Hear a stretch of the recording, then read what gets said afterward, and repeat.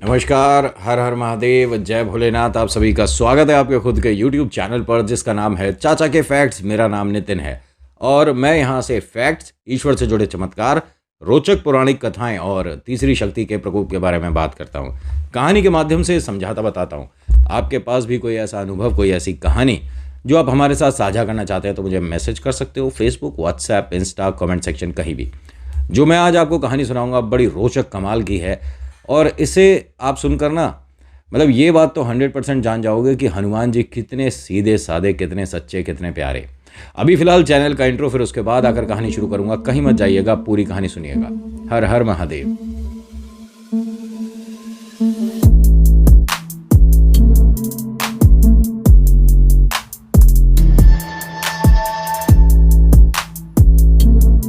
आज की कहानी शुरू करने से पहले आप सभी से रिक्वेस्ट है कि अगर पसंद आती है तो लाइक करिए, शेयर करिए, कमेंट में लिखिएगा जय वीर बालाजी महाराज, जय श्री राम, आपका नाम आपकी जगह। हर बार कहता हूँ सब्सक्राइब कर लिया करो, लेकिन आप आते हो, देखते हो, चले जाते हो तो ऐसा लगता है कि कहीं ना कहीं कोई ना कोई कमी है, उसी की वजह से आप अभी तक हमारे साथ जुड़ नहीं पाए। देखिए, मुझे बताइए कि कौन सी कमी है जिसे पूरी करी जाए। है तो कोशिश करूँगा उसे पूरी करके अच्छी से आपको कहानी समझा पाऊँ, सुना पाऊँ और आपको अपने से जोड़ पाऊँ। अब फिलहाल कहानी बहुत समय पहले की बात है। श्री राम जी अपने भव्य दरबार में बैठे थे। होता क्या है कि वो जब किसी से कुछ बात कर रहे थे, उसी दौरान उनकी अंगूठी उनके हाथ से निकलकर गिर गई। और जैसे ही अंगूठी गिरी, तभी एकदम से, जो हनुमान जी हमेशा तत्पर तैयार रहते हैं, प्रभु के आसपास ही रहते हैं और उनसे दूर तो होने का मतलब ही नहीं उठता, लेकिन प्रभु की चीज़ उनके हाथ से गिर गई। और ये कहाँ गई, उसे ढूंढने के चक्कर में जैसे ही हनुमान जी ने गौर किया तो वो एक ज़मीन में बहुत छोटे छिद्र, बहुत छोटे छेद में से अंदर गिर गई। अब हनुमान जी तो आप जानते ही हैं, छोटे हो जाएं तो इतने छोटे कि आप देख ना सको, और विशाल हो जाएं तो ज़मीन से आसमान कम ही पड़ जाएगा। अब होता क्या है कि जैसे ही वो अंगूठी गिरी, हनुमान जी उसका पीछा करते करते अंगूठी का पाताल लोक तक पहुंच गए। अंगूठी तो वहाँ नहीं मिली, हनुमान जी ढूंढ रहे थे। तभी हनुमान जी को कुछ भूतनियों ने, भूत प्रेत चुड़ैलों ने, मतलब इन सभी ने पकड़ लिया और उन्हें एक प्लेट में रख लिया। अब ये कौन सी प्लेट है? ये प्लेट तैयार हो रही थी भूत राजा के खाने के लिए। उसमें भाई उन्हें आनंद आएगा, क्योंकि हर बार वो कीड़े मकोड़े मिल रहे थे खाने को, जो भी मिल रहे थे। मतलब आज तो स्वादिष्ट वानर मिलने वाला हो। एक छोटा है लेकिन कोई बात नहीं, एडजस्टमेंट हो जाएगी थोड़ा सा। उन्हें आज स्वाद अच्छा मिलेगा। इन्हें पता नहीं है ये कौन है, लेकिन यहाँ राम जी इंतज़ार कर रहे हैं हनुमान जी का कि वो इस छिद्र से ये गए हैं अंगूठी ढूंढने। अब आएंगे, कुछ देर में आएंगे, थोड़ी देर बाद आएंगे, लेकिन वो लगातार वहाँ देख रहे हैं जहाँ से हनुमान जी ने ज़मीन में प्रवेश किया था। राम जी इंतज़ार कर रहे हैं। जितना प्रभु राम को हनुमान जी प्यार करते हैं, उतना या उससे 1 गुना और ज़्यादा राम जी भी हनुमान जी को प्यार करते हैं। अब जब राम जी इंतज़ार कर रहे थे, तभी वो देखते क्या हैं कि उनकी सभा में महर्षि वशिष्ठ और ब्रह्मा जी आए हैं। कहते हैं कि राम जी, आपसे एकांत में बहुत ज़रूरी बात करनी है, और ये इतनी ज़रूरी है कि हमें एकदम एकांत चाहिए।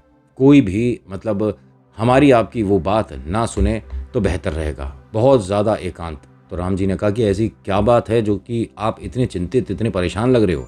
मैं सभी से निवेदन करता हूँ कि सब कहीं बाहर जाएं और आप यहाँ बता सकते हैं। उन्होंने कहा नहीं नहीं, कोई और जगह देखिए, कोई एकांत जगह, मतलब कि किसी को भी नहीं पता चलना चाहिए कि मैं आपसे या हम आपसे क्या बात करने आए हैं।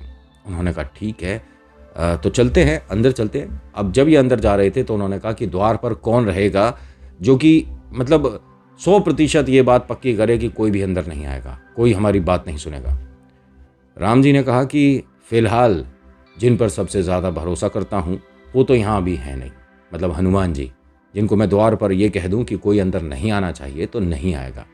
कोई बात नहीं, मेरा भ्राता लक्ष्मण ये काम करेंगे। अब लक्ष्मण जी को राम जी क्या कहते हैं कि महर्षि वशिष्ठ और ब्रह्मा जी को मेरे से कोई बहुत ज़रूरी अहम बात करनी है। ये चाहते हैं कि वो बात एकांत में हो, कोई ना सुने और कोई हम तक नहीं आए। क्या तुम ये कार्य कर पाओगे? लक्ष्मण जी ने कहा कि भैया, आपको पूछने की ज़रूरत ही नहीं, आपने कह दिया, अब मैं द्वार पर हूँ, कोई अंदर नहीं आएगा। आप आराम से बात कर सकते हैं, आपकी बात कोई नहीं सुनेगा। और ये और कहा गया लक्ष्मण जी से कि अगर किसी ने भी अंदर आने की चेष्टा करी या किसी ने भी गलती करी तो उसे दंड ज़रूर मिलेगा। अब होता क्या है कि लक्ष्मण जी द्वार पर खड़े थे और कोई बात ना सुने उसकी निगरानी कर रहे थे। तभी होता क्या है कि इनके सामने आते हैं विश्वामित्र। विश्वामित्र आकर कहते हैं लक्ष्मण जी से कि प्रिय लक्ष्मण, मुझे राम जी से कुछ काम है, ज़रा प्रभु को बुलाओ, बहुत ज़रूरी बात करनी है। लक्ष्मण जी ने कहा कि अभी प्रभु से आप बात नहीं कर सकते। नहीं, वो हैं कहाँ, मुझे उनसे मिलना है, बहुत ज़रूरी बात है और ये अभी करनी बहुत बहुत ज़रूरी है, मैं तुम्हें यहाँ नहीं बता सकता। अब लक्ष्मण जी कहते हैं कि अभी भैया थोड़े व्यस्त हैं, जैसे ही उनका कार्य समाप्त होगा वो बाहर आएंगे तभी हम बात कर पाएंगे, अन्यथा वो परेशान होंगे, गुस्सा होंगे और मना कर रखा है। तो क्रोधित विश्वामित्र कहते हैं कि अगर तुमने मुझे रोकने की चेष्टा करी या मेरा समाचार तुमने अंदर राम जी तक नहीं पहुंचाया तो मैं पूरे राज्य को समाप्त कर दूंगा, यहाँ कोई भी जनजीवन नहीं होगा। लक्ष्मण जी ने कहा कि ये मेरे लिए अब समस्या की घड़ी है कि अगर मैं अंदर गया और मैंने बात करी या मैंने बताया कि विश्वामित्र जी आए हैं, बात करना चाहते हैं और उनकी जो बात हो रही है मैंने उसमें विघ्न करा तो मुझे दंड मिलेगा, मैं मृत्यु के घाट जाऊंगा। लेकिन अगर मैं यहाँ इनकी बात अंदर तक नहीं पहुंचाई तो ये क्रोधित हो जाएंगे, श्राप दे देंगे और पूरे राज्य में कोई जीवन नहीं बचेगा। तो सबके मरने से अच्छा है कि मैं अपने प्राण दान दे दूं। लक्ष्मण जी ने कहा कि आप रुकिए, मैं अंदर राम जी से पूछ कर आता हूँ, बात करके आता हूँ, बता कर आता हूँ कि आप आए हैं। जैसे ही अंदर आते हैं तो राम जी उन्हें देखते हैं और कहते हैं कि बताइए, कोई ज़रूरी बात थी? उन्होंने कहा प्रभु, सबसे पहले तो आप मुझे दंड बताइए कि मुझे क्या मिलेगा, क्योंकि ये मैंने गलत करा कि आपने मुझे मना किया था कि कोई अंदर नहीं आना चाहिए, आपकी ज़रूरी बात हो रही है। तो यहाँ ब्रह्मा जी ने कहा नहीं, बात हो चुकी है, आप परेशान ना हो। उन्होंने कहा नहीं, आप सब इसी वजह से ये कह रहे हो क्योंकि मैं भाई हूँ राम जी का, इसलिए मुझे दंड नहीं मिलेगा। अरे तुम चिंतित परेशान क्यों हो, बात क्या है? उन्होंने बताया कि विश्वामित्र जी आए हैं और वो आपसे कुछ ज़रूरी बात करना चाहते हैं। राम जी ने कहा कि बिल्कुल बुला लाओ, कोई बात नहीं, हमारी जो बात थी, जो इन्होंने कहना था, जो मुझे सुनना था, जो मुझे बताना था, वो बात हो चुकी है, तुम परेशान बिल्कुल मत हो। विश्वामित्र जी अंदर आते हैं और उन्होंने भी वो ही बात करनी थी जो कि महर्षि वशिष्ठ और ब्रह्मा जी ने करी थी। ये बात ये थी कि प्रभु, अब यहाँ आपका कार्य खत्म होता है, आपको इस मनुष्य जीवन को छोड़कर प्रभु जीवन में वापस आना है, यहाँ सभी को अब अलग होना है। तो राम जी ने कहा कि चलिए ठीक है, सही समय और सही निर्णय। होता क्या है कि लक्ष्मण जी, आप जानते हैं कि शेषनाग के अवतार थे जिन पर विष्णु जी शयन करते हैं। अब उन्होंने इस दंड को अपने सिर पर किया। अब उन्होंने क्या किया कि मैं राम जी की बात का पालन नहीं कर पाया, भैया की बात का पालन नहीं कर पाया, तो उनका भी वैसे इस समय वहाँ पूरा हो ही चुका था। वे सीधे सरयू नदी तक गए और उन्होंने वहाँ पर अपना जीवन त्याग दिया। अब जैसे ही लक्ष्मण जी गए तभी राम जी ने भी सभी अपने जितने भी प्रिय थे, विभीषण, सुग्रीव और दूसरों को बुलाया और अपने जुड़वा बच्चे लवकुश के राज्याभिषेक की व्यवस्था करी और वो भी नदी तक आ गए। उसके बाद राम जी भी सरयू नदी में प्रवेश कर गए। अब आते हैं हनुमान जी पर। हनुमान जी चिंतित परेशान देखते हैं सामने एक बहुत भव्य, बहुत भयानक, बहुत बड़ा एक विशाल राक्षस बैठा है। राक्षस देखता है थाली में आज ये कुछ नया परोस कर लाए हो, ये क्या है? तो ध्यान से देखते हैं तो ये तो वानर है, इतना छोटा। मैंने कभी इतना छोटा वानर अपनी पूरी जिंदगी में नहीं देखा है। खैर, अरे कौन हो तुम और ये क्या बोले जा रहे हो? वो राम राम राम राम राम राम बोले जा रहे थे।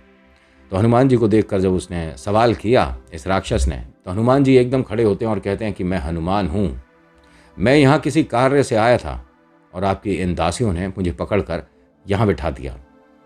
किस कार्य से आए थे मुझे बताओ, मैं क्या तुम्हारी मदद कर सकता हूँ? उन्होंने कहा मैं प्रभु राम का सेवक हूँ, उनकी एक प्रिय अंगूठी उनके हाथ से गिर गई थी, मैं उसे ही खोजता हुआ ढूंढता हुआ आया हूँ।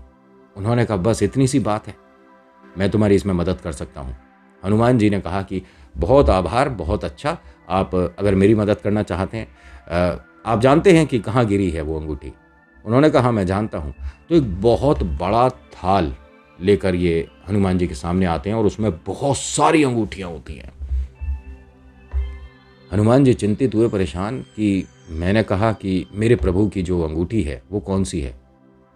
उन्होंने कहा ये सभी अंगूठियां राम की ही हैं। अब तुम्हारे राम की अंगूठी कौन सी है ये तुम्हें खुद ढूंढनी होगी। हनुमान जी ने कहा मैं समझा नहीं। मैं समझाता हूं प्रिय तुम्हें।